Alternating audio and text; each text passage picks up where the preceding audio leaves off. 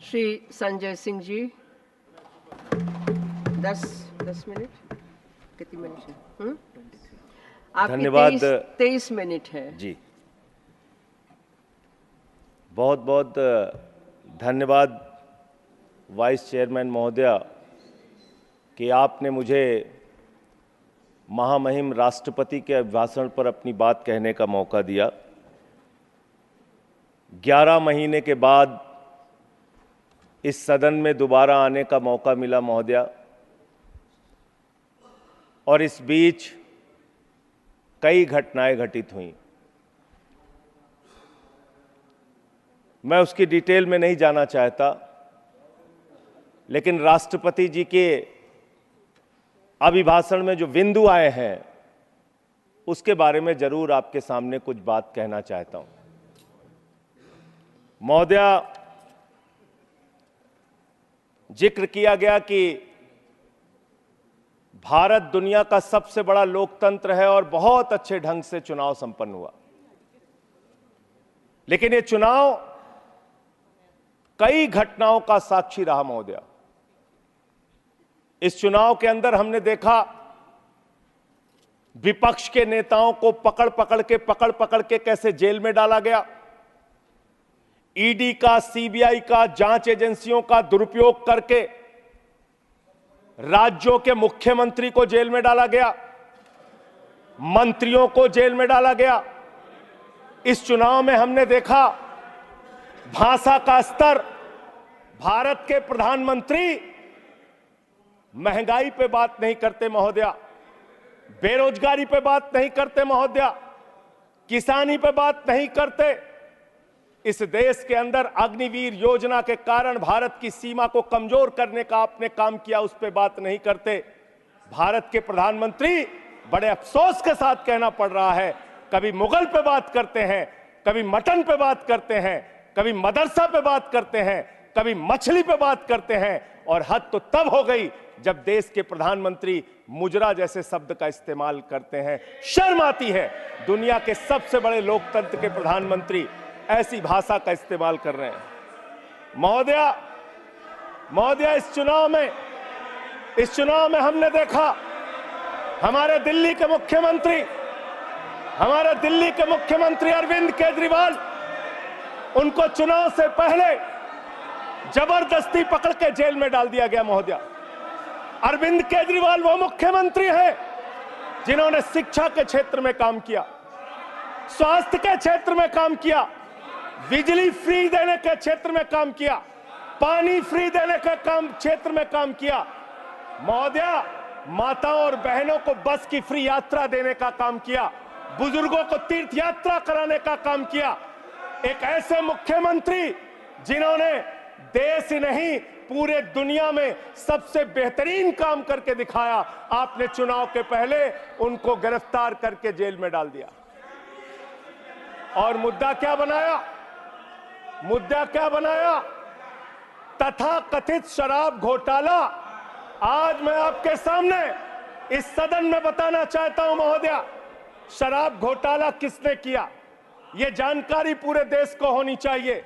यह जानकारी भारतीय जनता पार्टी के मित्रों को होना चाहिए, यह भारतीय जनता पार्टी के नेता, देश के प्रधानमंत्री को भी होना चाहिए। शराब घोटाला शरद रेड्डी से 60 करोड़ रुपए की रिश्वत लेने वाले भारतीय जनता पार्टी के लोगों ने किया है। आप लोगों ने इलेक्टोरल बॉन्ड के जरिए चंदा लेने का काम, रिश्वत खाने का काम, भ्रष्टाचार करने का काम किया है। शराब घोटाला तुमने किया है। शराब घोटाले की बात करते हैं महोदया, यही चिल्लाने का काम करते हैं। मैं अपनी बात कहना चाहता हूं महोदया, दिल्ली के मुख्यमंत्री को ईडी कोर्ट ने जमानत दी महोदया। ईडी कोर्ट ने कहा अरविंद केजरीवाल निर्दोष है। महोदया, ये रिश्वतखोर लोग हैं, ये रिश्वतखोर है, ये बेईमान है, ये भ्रष्टाचारी है महोदया, ये भ्रष्टाचारी है। आप बैठिए। भ्रष्टाचारियों को बोलने की हैसियत नहीं होनी चाहिए महोदया, ये भ्रष्टाचारी है, आप बैठिए। संजय सिंह जी, घोटाला किया है, आप बैठिए, की रिश्वत खाई है। आप बैठिए।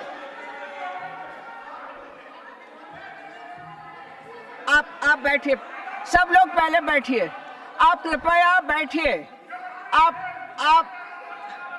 कृपया कृपया कृपया कृपया बैठिए, बैठिए, बैठिए, बैठिए। आप बैठिए, कृपया बैठिए, बैठिए, बैठिए, बैठिए। आप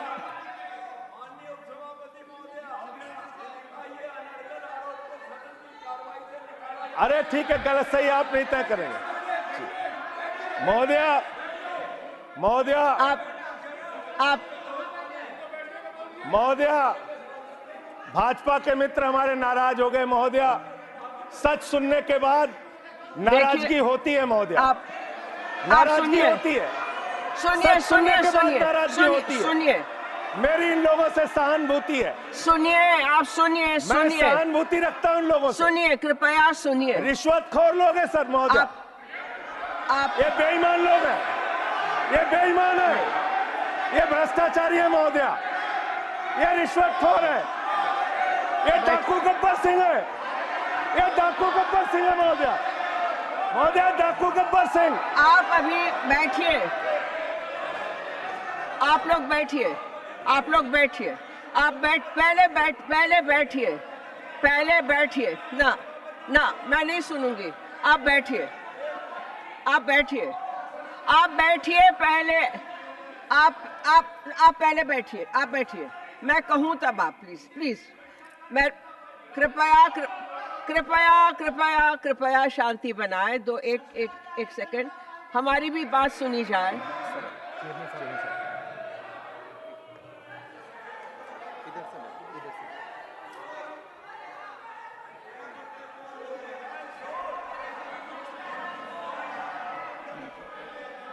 Please, please, please, please, please, please, please. 1 second, madam, take your seat.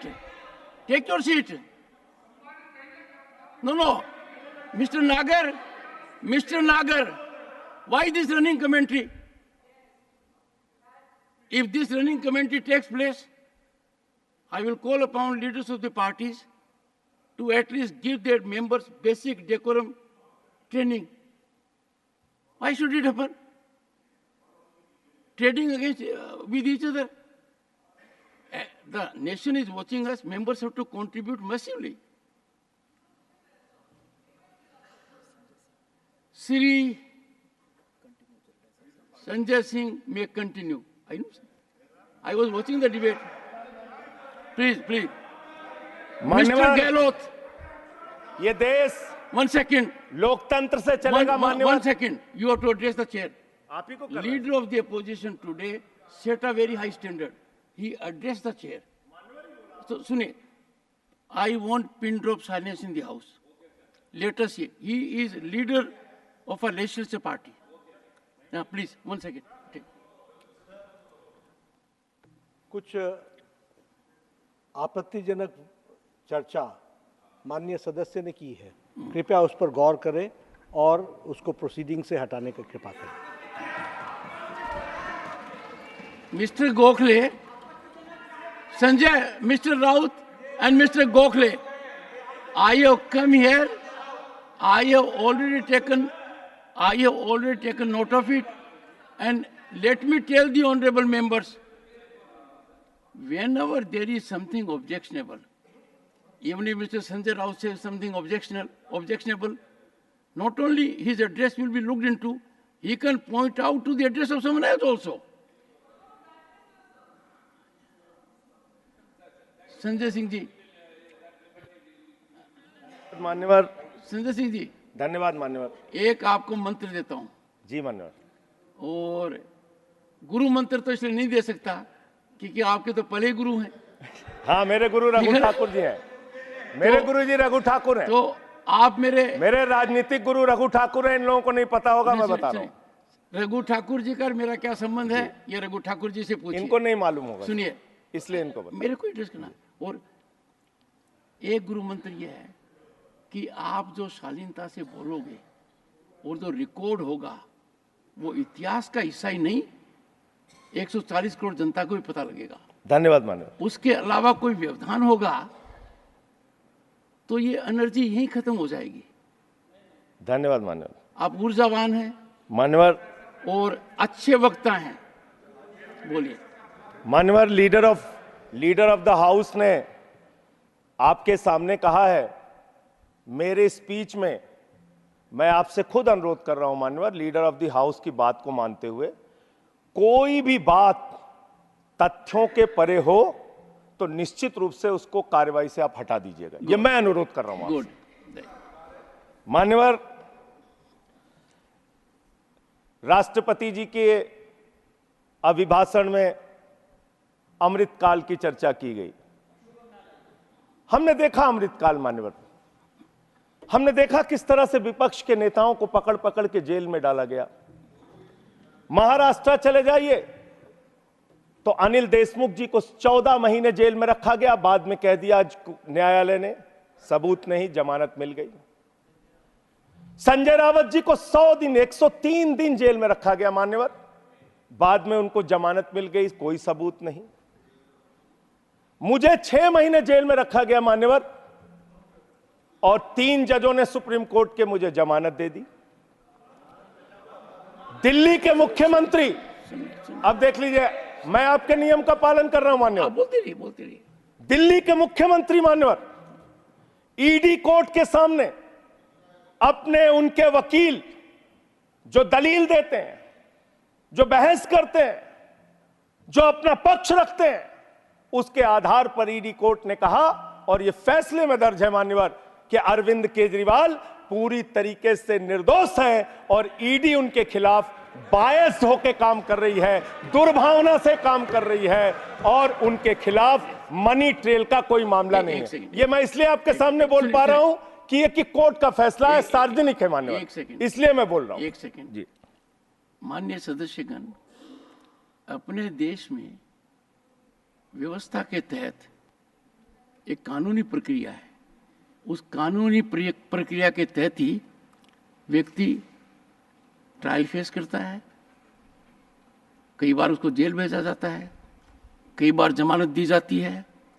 जिनको जमानत दी जाती है उनको बाद में सजा भी हो जाती है। जिनको जमानत नहीं दी जाती, सुनिए, कांट यू प्लीज सुनिए, जिनको जमानत नहीं दी जाती है वो बरी हो जाते हैं। ये एक प्रक्रिया है। पर जिस फैसले की आप चर्चा कर रहे हैं वो फैसला सब जुडिस है, उस फैसले पर रोक लगी हुई है। वो फैसला ऊपर की अदालत के अंदर निर्धारित होना है। तो उस परिस्थिति में आप उस फैसले को सही मानकर न्यायालय के ऊपर टिप्पणी कर रहे हैं। देश के एक न्यायालय ने अपना विवेक लगाकर उस फैसले को स्थगित कर दिया है। Therefore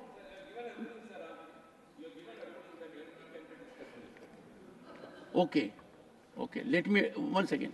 Let me. Mr. Tiruchi Siva is a very experienced member of this house. He has made things lighter now. He thinks I can say everything and anything myself, or you can say it. No, Tiruchi ji, no, Mr. Tiruchi Siva. Everything spoken in this house has to be sanctified. Sacred facts.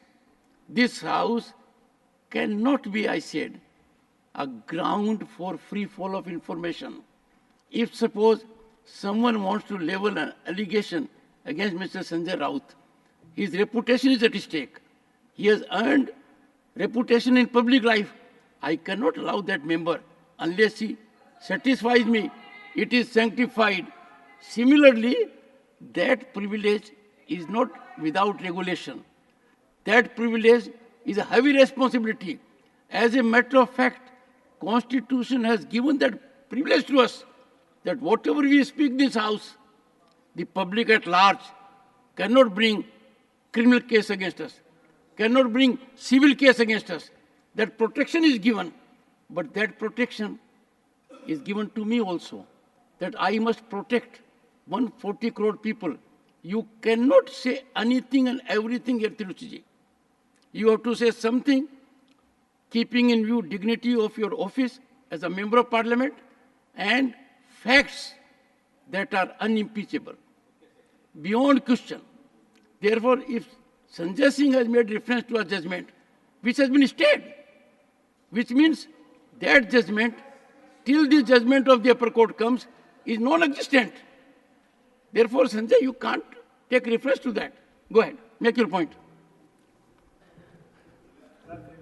आपका protection चाहिए sir, मिलेगा? आपका संरक्षण चाहिए मान्यवर। बोलिए क्या चाहिए? तो आपने बिल्कुल ठीक कहा मान्यवर, वो मामला हाई कोर्ट से स्टे हो गया। मैं मानता हूं, मैं अगली बात यही कहने जा रहा था, लेकिन वो स्टे किन परिस्थितियों में हुआ मान्यवर? बगैर ट्रायल कोर्ट के ऑर्डर की कॉपी के भारत न्यायपालिका के इतिहास में पहली बार स्टे हुआ है संजय मान्यवर। हाई कोर्ट से ऑर्डर की कॉपी नहीं थी मान्यवर, सुनिए सुनिए, और स्टे कर दिया गया। सुनिए जी, एक सेकंड बैठिए बैठिए। माननीय सदस्यगण, आप लोगों से मेरा अनुरोध है, and we have a distinguished senior advocate also there, Vikas Bhattacharya ji, we can not discuss conduct of a judge in the manner he has given his order. Therefore, you are directly questioning a judge that he has passed an order without, if you say, I have no details on it. And I'll tell you, judges in their wisdom pass orders on Sunday. Judges in their wisdom pass orders at midnight. Judges in their wisdom pass orders without even order of the trial court. Therefore, keep away from this issue. Confine to the other part of it. Please, go ahead. अमृतकाल की चर्चा हुई मान्यवर। विपक्ष के नेताओं को पूरे देश में सरकार के द्वारा टारगेट किया गया, और सिर्फ विपक्ष के नेताओं का सवाल नहीं मान्यवर। बंगाल के 3 मंत्री भी जेल में हैं। अभी झारखंड के मुख्यमंत्री को जमानत मिली है कोर्ट से, और बिहार में जांच एजेंसियों का दुरुपयोग, महाराष्ट्र में जांच एजेंसियों का दुरुपयोग, दिल्ली में जांच एजेंसियों का दुरुपयोग। अब क्या करना चाहते हैं? मैंने अटल जी का भाषण सुना मान्यवर, उन्होंने कहा दुर्भावना से राजनीति नहीं होती, बड़े दिल से राजनीति होती है, बड़े मन से राजनीति होती है। बड़े मन की राजनीति करना सीखिए। ऐसे विपक्ष के लोगों को टारगेट करना ठीक नहीं है, यह अच्छी राजनीति नहीं है आपकी। आपने दिल्ली के स्वास्थ्य मंत्री को जेल में डाल दिया, उस आदमी का 36 किलो वजन कम हो गया जेल में मान्यवर, 36 किलो। आप इनकी टीका टिप्पणी सुन रहे हैं? हमारे दिल्ली के संजय जी, जो फिर तो मैं बोल नहीं पाऊंगा। जो व्यक्ति जेल में है, उसको जेल में किसने डाला है? इनकी जांच एजेंसियों ने सर, न्यायालय ने। इनकी जांच एजेंसियों ना ना, न्यायालय ने झूठे मामले बनाकर, देश भारतवर्ष, झूठे मामले बनाकर, भारतवर्ष दुनिया के अंदर वो देश है जिसकी न्यायपालिका सुदृढ़ है। Sit down. मैं अपनी बात करूं सर, पहले I'll give extra time. Problem एक मिनट में 3 बार बैठाया जाएगा तो कैसे बोल पाऊंगा सर? अगर 1 मिनट में ऐसा करेंगे, आप बोलते रहिए। ठीक, थैंक यू सर। मान्यवर, मैं सिर्फ इतना कहना चाहता हूं, दुर्भावना की राजनीति बंद कीजिए। अगर आपको भारत के लोकतंत्र को मजबूत बनाना है, भारत के संविधान को मजबूत बनाना है, तो सत्ता पक्ष का भी महत्व है, प्रतिपक्ष का भी महत्व है। प्रतिपक्ष को खत्म करके, विपक्ष को खत्म करके, नेताओं को जेल में डालकर आपको कोई लाभ होने वाला नहीं है। और पता नहीं कौन आपको सलाह देता है, किस गलतफहमी में आप लोग रहते हैं। मैं आपके लिए भी कह रहा हूं और इधर जो बैठे हैं उनके लिए भी कह रहा हूं, जब जो पार्टी सत्ता में रहेगी, अगर विपक्ष के लोगों को जेल में डालेगी, उस पार्टी का सत्यानाश होगा। अपने नेताओं को बता देना, अपने नेताओं को बता देना। आप इस गलतफहमी में मत रहना। और आप जेल की राजनीति कर रहे हैं। इस चुनाव ने आपको एक परिणाम दिया है, सोचने के लिए, विचार करने के लिए। इसमें स्पष्ट बहुमत का भी जिक्र है मान्यवर। स्पष्ट बहुमत कहां है? 400 पार। आपने नारा दिया 400 पार, 400 पार, 400 पार। not a good habit. 400 पार का नारा आपने दिया, आपकी 240 सीट आई, स्पष्ट बहुमत कहां है? आपके दावे से 160 सीट कम आई मान्यवर, और 303 सीट पिछली बार थी, उससे 63 सीट कम आई मान्यवर, और 272 का बहुमत होता है, उससे 32 सीट कम आई मान्यवर। आपको सोचना होगा, विचार करना होगा, अपनी कमियों की समीक्षा करनी होगी। और आपकी कमियां क्या है? आपकी कमियां आपका अहंकार है। जब व्यक्ति अहंकार में होता है तो उसको कुछ दिखाई नहीं पड़ता मान्यवर। रावण भी अहंकार में था, उसने लगा प्रभु श्री राम वनों में रहने वाले, जंगलों में रहने वाले, वो मेरा क्या बिगाड़ पाएंगे। लेकिन भालुओं की, बानरों की सेना बनाकर लंका को आग लगाने का काम प्रभु श्री राम ने किया, रावण का नाश करने का काम प्रभु श्री राम ने किया। उस अहंकार का भी नाश होगा। और आप पता नहीं क्यों रिजल्ट को समझ नहीं पा रहे, आप लोग सबको गालियां देने लगते हैं। लोकतंत्र में अच्छी चीज नहीं मान्यवर। कभी मुसलमानों को गाली दो, कभी सिखों को गाली दो, कभी ईसाइयों को गाली दो, कभी जाटों को गाली दो, कभी मराठों को गाली दो, कभी दलितों को गाली दो, कभी पिछड़ों को गाली दो। आप सिर्फ गाली देते रहते हैं मान्यवर। ये गाली देना बंद कीजिए मान्यवर। अब अयोध्या वालों को गाली दे रहे मान्यवर, अयोध्या वालों को गाली दे रहे हैं, गाली दे रहे हैं अयोध्या वालों को मान्यवर। अयोध्या की हालत बताता हूं मान्यवर। अयोध्या में सुनो, अयोध्या के विकास के लिए इन्होंने कितना पैसा खर्चा किया मैं बता रहा हूं मान्यवर। अब रोकिए ना प्लीज सर। नहीं सुनिए प्लीज सर, मेरा बार बार आप रोकेंगे तो मैं बोल नहीं पाऊंगा। आपने जाटों का भी नाम ले दिया, मेरा लिहाज भी नहीं किया। अरे आप कोई गाली नहीं दी गई, नहीं कोई गाली दी नहीं गई है। इतना असत्य बोल रहे हो। नहीं, मेरा नहीं लिया। एक समाज को ऐसे नहीं करना चाहिए। You are a senior, you are a second term and party के नेता हैं। जैसे आपने आकलन कर दिया नतीजों का, तो कहेंगे कि भाई आप अपने नतीजों को भी देखिए। नहीं, लोकसभा चुनाव में आपके भी नतीजे आए हैं, आए कि नहीं आए? चलिए, उनका मौका लगेगा, बोलेंगे। और लोकतंत्र में अच्छी चीज है, हमारे रिजल्ट गड़बड़ाएंगे, हम समीक्षा करेंगे। आपका गड़बड़ाया, आप समीक्षा कीजिए। आप तो कुछ मानने को तैयार नहीं। अयोध्या के इंफ्रास्ट्रक्चर डेवलपमेंट में हमारे मित्र जब यहां बोल रहे थे, अभी कल जब इनका भाषण मैंने सुना तो कह रहे थे इंफ्रास्ट्रक्चर डेवलपमेंट में भारत नंबर 1 है। मैं बताता हूं इंफ्रास्ट्रक्चर डेवलपमेंट।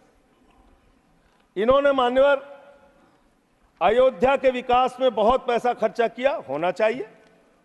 प्रभु श्री राम की नगरी को विकास करने में एयरपोर्ट पे 1450 करोड़ रुपए, रेलवे स्टेशन पे 724 करोड़ रुपए, अयोध्या रिंग रोड पे 4793 करोड़ रुपए, 14 कोसी परिक्रमा पे 1140 करोड़ रुपए, पंचकोसी परिक्रमा पे 773 करोड़ रुपए, रामपथ पर 787 करोड़ रुपए, टाउनशिप पर 2180 करोड़ रुपए, पुराने मंदिरों के जीर्णोद्धार पे 170 करोड़ रुपए, मेडिकल कॉलेज में 245 करोड़ रुपए। मान्यवर, ये पैसा गया कहां? पहली ही बरसात में प्रभु श्री राम के गर्भगृह में पानी गिरने लगा। पूरी अयोध्या की सड़कें टूटी हुई हैं। मुख्य पुजारी ने ये बात कही मान्यवर, मुख्य पुजारी ने ये बात कही, मंदिर के मुख्य पुजारी ने कही। ये भ्रष्टाचार की भेंट चढ़ा दी मान्यवर इन्होंने पैसे को।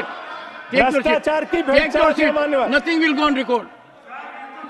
सुनिए, can you take your seat? Can you take your seat?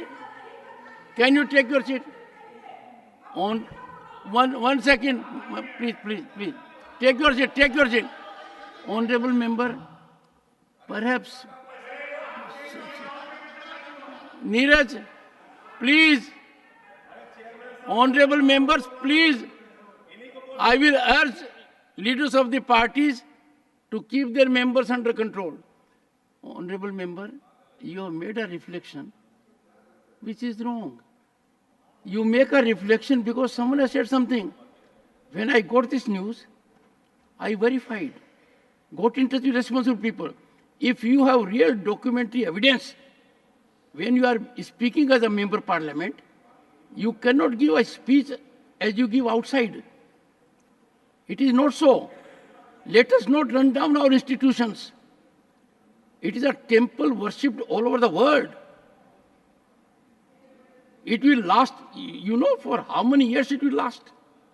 Are you aware of the technology that has gone there? When I went to Ayodhya, there was a presentation by the technical people. We must appreciate it. Merely because someone has said so, you take it as gospel truth. Make an effort to find out. I will not encourage the sensation.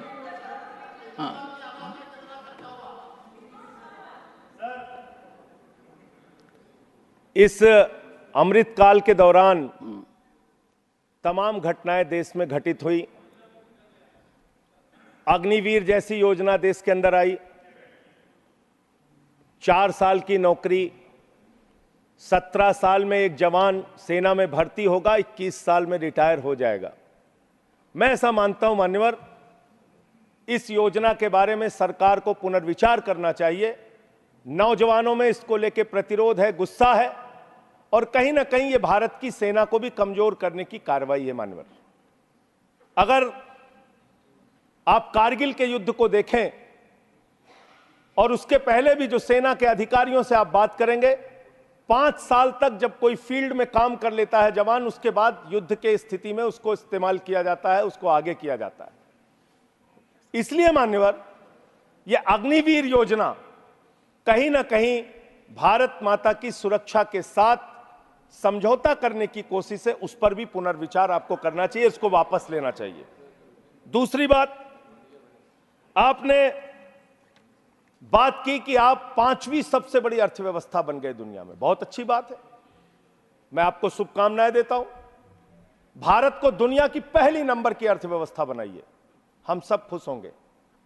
लेकिन इसके साथ साथ प्रति व्यक्ति आय के मामले में आप कहां खड़े हैं?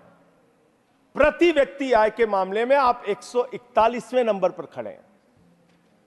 141वें नंबर पर। 5वीं बड़ी अर्थव्यवस्था किसके लिए मान्यवर? चंद पूंजीपतियों के लिए, जिनका लाखों करोड़ रुपए बैंक का कर्जा माफ किया गया।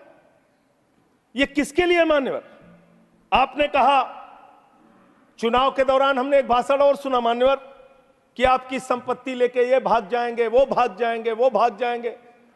अरे संपत्ति कौन कौन लेके भागा है, ये तो सर्वविदित सत्य है। 20,000 करोड़ रुपए लेके नीरव मोदी भाग गया, 10,000 करोड़ रुपए लेके विजय माल्या भाग गया, 3,000 करोड़ लेके ललित मोदी भाग गया। ये कौन है? ये कौन है बड़े बड़े पूंजीपति? और मान्यवर, दूसरे सदन में इनका दिया गया जवाब है। मैं चाहूंगा आपके माध्यम से सरकार को इसका जवाब जरूर देना चाहिए, तो उसके बारे में मेरे साथ ये बहस कर सकते हैं, जो प्रस्ताव लाना हो ला सकते हैं। ये सर्वविदित सत्य है। मैं आपको बता रहा हूं मान्यवर, 3,53,000 करोड़ रुपए बैंक सेटलमेंट के, 3,53,655 करोड़ रुपए बैंक सेटलमेंट के नाम पे 43 कंपनियों का माफ किया गया। 43 कंपनियों का। इसका रिकॉर्ड आपके सामने मैं रख दूंगा। मान्यवर, संपत्ति आप कहां पहुंचा रहे हैं, किसको पहुंचा रहे हैं, किस लिए आप काम कर रहे हैं, किसके लिए काम कर रहे हैं, यह पूरे देश को जानना चाहिए। आपने रेलवे की उन्नति की चर्चा की है, वंदे मेट्रो की चर्चा की है। हमारे एक मित्र कह रहे थे ट्रेन में सफर, मैं शायद ट्रेन में भी सफर किया हूं, रोड से भी सफर किया हूं, इतना सफर किया हूं कि उसके आंकड़े जब सामने आएंगे तो वो एक गाथा लिखी जा सकती है उस पर। ट्रेन में सफर करने वालों की हालत आज क्या है? इंसान को भूसे की तरह भर के एक जगह से दूसरे जगह जाना पड़ता है मान्यवर। लखनऊ में उतरिए, वहां पर कुली मिले मुझे मान्यवर। उनके लिए एक वादा किया था बहुत पहले, और आप एक उदार हृदय के व्यक्ति हैं, मैं चाहता हूं आपके माध्यम से सरकार तक ये बात जानी चाहिए। कुलियों को वादा किया इस सरकार ने कि आपके बच्चों को नौकरी दी जाएगी। कुलियों को वादा किया वर्दी दी जाएगी, तमाम प्रकार की सुविधाएं दी जाएंगी। उनका ज्ञापन मेरे पास पड़ा हुआ है, आज भी उनकी मांगों के बारे में कोई सुना नहीं। आपने इस देश के नौजवानों के साथ क्या किया? पेपर लीक पे पेपर लीक, पेपर लीक पे पेपर लीक, नीट का पेपर लीक, उत्तर प्रदेश में दरोगा की भर्ती का पेपर लीक, गुजरात में पेपर लीक, राजस्थान में पेपर लीक, बिहार में पेपर लीक। 2 साल में 70 पेपर लीक हुए मान्यवर, 70 पेपर लीक। इस देश के नौजवानों के साथ आपने खिलवाड़ करने का काम किया।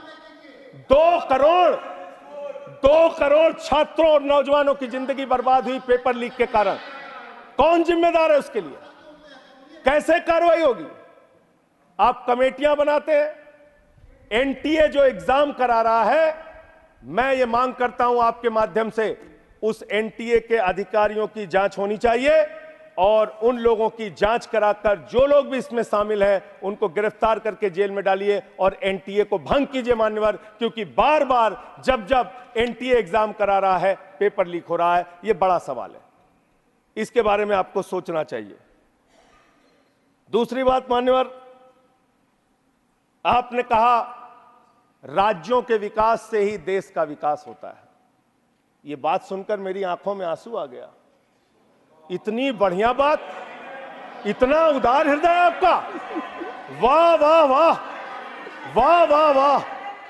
राज्यों के विकास से देश का विकास होता है। पिछले 9 साल में मान्यवर 324 करोड़ रुपए से ज्यादा दिल्ली को नहीं दिया इन्होंने, 324 करोड़ से ज्यादा नहीं दिया, क्योंकि यहां पर आम आदमी पार्टी की सरकार है। यहां पर शिक्षा मंत्री को जेल में डालना है, स्वास्थ्य मंत्री को जेल में डालना है, मुख्यमंत्री को जेल में डालना है। यहां विकास के लिए हमारा सहयोग नहीं करना। तीर्थ यात्रा योजना रोक लगाओ, होम डिलीवरी योजना रोक लगाओ, मोहल्ला क्लिनिक योजना रोक लगाओ, आप सिर्फ बिजली फ्री योजना रोक लगाओ, पानी फ्री योजना रोक लगाओ। आपका काम सिर्फ रोक लगाने के लिए है।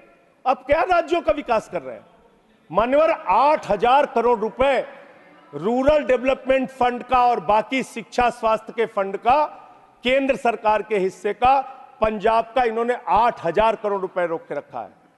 यह राज्यों का विकास आप कर रहे हैं, यह राज्यों के साथ आपका वर्ताव है, यह आपका संघीय ढांचे में यकीन है। और सबसे महत्वपूर्ण बात मान्यवर, जो यहां पे कई वक्ताओं ने पहले भी कही, आप किस भावना से काम कर रहे हैं? किस भावना से आप काम कर रहे हैं? इस देश में दलितों के लिए, पिछड़ों के लिए, आदिवासियों के लिए, अल्पसंख्यकों के लिए, उनके अधिकारों की रक्षा के लिए भारत के संविधान में बहुत बड़ी ताकत उनको दी गई है। लेकिन जब वो जातीय जनगणना की मांग करते हैं, आप उनकी मांग सुनते नहीं। जब वो विश्वविद्यालयों में आरक्षण की बात करते हैं, उसमें 1-1, 2-2 पोस्ट निकाल के आप आरक्षण की व्यवस्था वहां पे खत्म करते हैं। जब वो अपने साथ होने वाले भेदभाव की चर्चा करते हैं, आप उस पर भी रोक लगाते हैं। मान्यवर, अमृतकाल के अंदर यह सवाल तो आपसे बनता है, यह पूछना तो आपसे बनता है कि जब प्रभु श्री राम के मंदिर का शिलान्यास हुआ तो तत्कालीन राष्ट्रपति वहां पर क्यों नहीं थे? जब उस प्रभु श्री राम के मंदिर का उद्घाटन हुआ तो मौजूदा राष्ट्रपति वहां पर क्यों नहीं थी? यह सवाल तो आपसे बनता है मान्यवर, यह सवाल तो इनसे पूछना बनता है कि अखिलेश यादव जी 5 साल मुख्यमंत्री रहे उत्तर प्रदेश के, जब घर खाली हुआ तो गंगा जल से धुला जाता है। और मुझे शर्म आती है, आजादी के 75 साल के बाद मान्यवर कन्नौज में एक मंदिर में दर्शन करने चले गए अपनी पत्नी के साथ, उस मंदिर को गंगा जल से बीजेपी के लोगों ने धुलने का काम किया। ये आपका रवैया है पिछड़ों के प्रति, दलितों के प्रति? मान्यवर, मैं समय अपने साथियों का कम कर लूंगा, मैं अपनी बात कहना चाहता हूं। मान्यवर, ये रवैया ठीक नहीं है, इतना भेदभाव, इतनी दुर्भावना ठीक नहीं है। इस देश के दलितों को, पिछड़ों को, आदिवासियों को, अल्पसंख्यकों को अपना मानिए। इस चुनाव ने एक संदेश आपको यह भी दिया है कि हम कोई पाकिस्तान नहीं है, हम अफगानिस्तान भी नहीं है, हम हिंदुस्तान हैं और हम मिलकर रहना चाहते हैं। पूरी धर्मनिरपेक्षता को मजबूत करके मिलकर रहना चाहते हैं। संविधान को अपने आगे रखकर मजबूती से उसके साथ चलना चाहते हैं। मानवर, ये देश हिंदुओं का भी है, मुसलमानों का भी है, सिखों का भी है, ईसाइयों का भी है, बौद्धों का भी है, जैनियों का भी है। ये देश सबका है मान्यवर। इस भावना से आप देश को आगे लेके चलिए, पूरा देश आपके साथ खड़ा होगा। इतनी नफरत, इतनी दुर्भावना आपके मन में क्यों है? क्यों आप सबको अपने से दूर करने की कोशिश करते रहते हैं? इस पार्टी को भारतीय जनता पार्टी ही रहने दीजिए। इस पार्टी को मान्यवर भारतीय झगड़ा पार्टी मत बनाइए। मैं इन लोगों से कहना चाहता हूं, झगड़े लड़ाई से कुछ देश को मिलने वाला नहीं है। झगड़े लड़ाई से देश की उन्नति होने वाली नहीं है। आपको 240 सीटें मिली हैं, आप गठबंधन की सरकार चला रहे हैं, आप चलाइए, लेकिन इसके साथ साथ विपक्ष की भी अपनी भूमिका है, उस भूमिका को ध्यान में रखिए। विपक्ष को भी अपने साथ लेकर चलिए। इतना अगर आप टारगेट करके एक एक पार्टी को खत्म करने की कोशिश करेंगे, तो जो दूसरों को खत्म करने की कोशिश करता है वो अपने आप ईश्वर उनको सही रास्ते पे पहुंचाने का काम करता है। और रावण का अहंकार नहीं चला मान्यवर, तो किसी और का अहंकार क्या चलेगा? और हिंदू धर्म कितना विराट धर्म है, कितना विशाल धर्म है। हिंदू धर्म तो वसुदेव कुटुंबकम की बात करता है, कहता है पूरा विश्व हमारा परिवार है। हिंदू धर्म कहता है मान्यवर, कोई भी पूजा हम लोग खत्म करते हैं, कहते हैं धर्म की जय हो, अधर्म का नाश हो, प्राणियों में सद्भावना हो, विश्व का कल्याण हो। लेकिन अफसोस है कि भारतीय जनता पार्टी की मानसिकता है प्राणियों में दुर्भावना हो, प्राणियों में बंटवारा हो, प्राणियों को आपस में बांटा जाए। इनके लिए बहुत अच्छी लाइन है, वो मैं कहना चाहता हूं। बहुत ही अच्छी लाइन आप लोगों के लिए लिख कर लाया था कि किस तरह से आप लोग मुद्दों से ध्यान हटाना चाहते हैं। सभी का ध्यान बांटा जा रहा है, सभी का ध्यान बांटा जा रहा है। यह हिंदुस्तान बांटा जा रहा है, सभी का ध्यान बांटा जा रहा है, यह हिंदुस्तान बांटा जा रहा है। हमें ये मंदिर और मस्जिद दिखाकर हमारा ध्यान बांटा जा रहा है, हमारा ध्यान बांटा जा रहा है। ध्यान बांटने की कोशिश मत कीजिए, मुद्दों पर बात कीजिए। बेरोजगारी बड़ा मुद्दा है, महंगाई बड़ा मुद्दा है, अशिक्षा बड़ा मुद्दा है, अग्निवीर बड़ा मुद्दा है, देश को कैसे तरक्की, भ्रष्टाचार बड़ा मुद्दा है। हमारे किसी साथी ने कहा, मैं आपका स्वागत करता हूं, कितनी अच्छी बात आपने कही, भ्रष्टाचार बहुत बड़ा मुद्दा है। लेकिन यह कैसा भ्रष्टाचार है? भारत के प्रधानमंत्री कहते हैं यह मोदी की गारंटी है, एक एक भ्रष्टाचारी को जेल में भेजूंगा, इस बात की गारंटी है। मुझे खुशी हुई, प्रसन्नता हुई प्रधानमंत्री के इस बात को सुन के। लेकिन जब मैं देखता हूं महाराष्ट्र में 70,000 करोड़ का घोटाला करने वाला बीजेपी के साथ, छगन भुजबल बीजेपी के साथ, नाम नारायण, ठीक है नाम नहीं लेता हूं, नाम नहीं ले रहा हूं सर। देखिए डिलीटेड। मैं दूसरा बस खत्म कर रहा हूं। सुनिए जो सर एक सेकंड, भ्रष्टाचार के खिलाफ सर एक सेकंड। इस सरकार ने ईमानदारी का Mr. संकल्प Jairam लिया है। Ramesh, first you are speaking while sitting on your seat. I am sure you are very senior man. You know it. And secondly, why are you intervening? I expect from a learned man like you a different kind of conduct which can be exemplified by others. Please help तो me. Sir प्रधानमंत्री जी का Sanjay ji these are deleted. ठीक है। आपका जो फैसला है मान्य है सर। मान्यवर प्रधानमंत्री जी ने कहा किसी भी भ्रष्टाचारी को नहीं छोड़ूंगा, इस बात की गारंटी है। लेकिन पूरे देश में जब हम लोग निगाह उठाते हैं तब मुझे उनके नारे का मतलब समझ में आया। वो नारा ये है कि एक भी भ्रष्टाचारी को नहीं छोड़ूंगा, ये मोदी की गारंटी है। सारे भ्रष्टाचारियों को बीजेपी में शामिल करूंगा, ये प्रधानमंत्री की गारंटी है। ये गारंटी है आपकी। अच्छी बात है, कीजिए, तरक्की करेंगे आप लोग। और एक वॉशिंग मशीन भी चल रही है। लेकिन मैं एक बात जरूर कहना चाहूंगा, आपने मुझे रोक दिया मान्यवर, मैं मानता हूं आपके आदेश का पालन करूंगा। लेकिन सब जगह चंदा दो धंधा लो स्कीम मत चलाइए। इलेक्टोरल बॉन्ड में आपका पर्दाफाश हो चुका है। 3,02,000 करोड़ रुपए के ठेके अलग अलग कंपनियों को दिए गए जिनसे इलेक्टोरल बॉन्ड के नाम पे पैसा लिया गया। इसकी जांच होनी चाहिए, इसकी जांच होनी चाहिए मान्यवर। और मैं अयोध्या का जिक्र करने लगा, आप सब लोग नाराज हो गए, मेरे मन में भी नाराजगी है, गुस्सा है। मैंने चेताया था आपको, एप्लीकेशन भी दी थी, कोतवाली तहरीर दी थी। प्रभु श्री राम के मंदिर के स्थल पर ऐसे काम नहीं होने चाहिए। सड़कों पे गड्ढे बनेंगे तो सवाल उठेंगे और वो सवाल आपसे पूछे जाएंगे। मान्यवर, प्रभु श्री राम है, आपने उनके लिए गाना बना दिया, जो राम को लाए हैं हम उनको लाएंगे। बताइए आप, यहां पर बैठा हुआ कोई व्यक्ति क्या इस हैसियत में है कि वो राम को ला सकता है? नहीं, भगवान श्री राम हम सबको लेके आए हैं। भगवान इंसान को लेके आता है, कोई इंसान भगवान को नहीं ला सकता। और प्रभु श्री राम के लिए हमारे एक बहुत पुराने कवि हैं यमुना प्रसाद उपाध्याय जी, उन्होंने लाइन लिखी थी कि तुम्हारी पोल पट्टी खोलने लग जाए तो क्या हो, तुम्हारी पोल पट्टी खोलने लग जाए तो क्या हो, अगर मंदिर की मूरत बोलने लग जाए तो क्या हो, बताओ ब्रह्म बेला में जहां तुम पाप धोते हो वही सरयू का पानी खौलने लग जाए तो क्या हो। आज सरयू का पानी उबाल मार रहा है। अयोध्या में जो हालात हैं वो आपको देखना चाहिए। और अयोध्या के परिणाम से आप नाराज हुए, नाराज होना बनता है, लेकिन उसके कारण आपने सोचे। राम पथ गमन मार्ग, अयोध्या हारे आप, प्रतापगढ़ हारे, सुल्तानपुर हारे, कौशाम्बी हारे, सीतापुर हारे, रामपुर हारे, श्रावस्ती हारे, प्रयागराज हारे, चित्रकूट हारे। जहां जहां से प्रभु श्री राम गुजरे थे वो सारी सीटें आप लोग हार गए। नासिक हारे, रामटेक हारे, तो इसकी समीक्षा कीजिए। वर्धा हारे, तो इसलिए इसकी समीक्षा कीजिए, क्यों हो रहा है ऐसा आपके साथ।